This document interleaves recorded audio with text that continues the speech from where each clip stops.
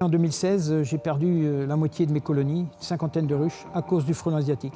Et je me suis dit qu'il fallait vraiment faire quelque chose rapidement contre cette espèce. Piéger le frelon asiatique, c'est la mission que s'est donnée Denis Jaffray. Apiculteur, écologiste dans l'âme, mais aussi bricoleur, c'est ce dispositif inventé dans son salon qui lui a permis de créer son entreprise.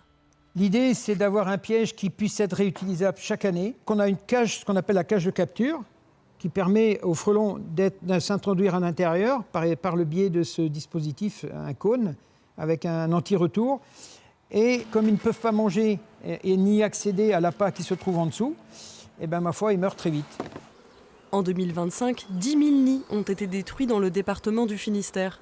Un chiffre exponentiel qui montre, selon l'apiculteur, que cette méthode invasive est bien insuffisante.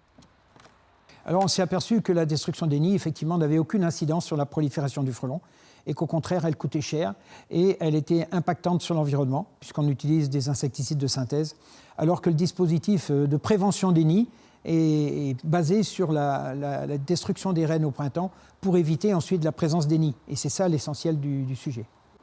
Pas toujours simple de mener de front son combat environnemental et ses activités entrepreneuriales. Après avoir frôlé le dépôt de bilan, Denis Jaffray souhaite passer le flambeau et vendre son fonds de commerce.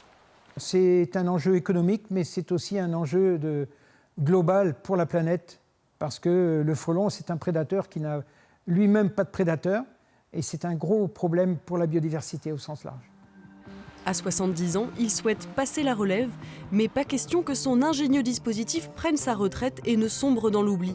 C'est le fruit de nombreuses années de travail, couronné au prestigieux concours Lépine.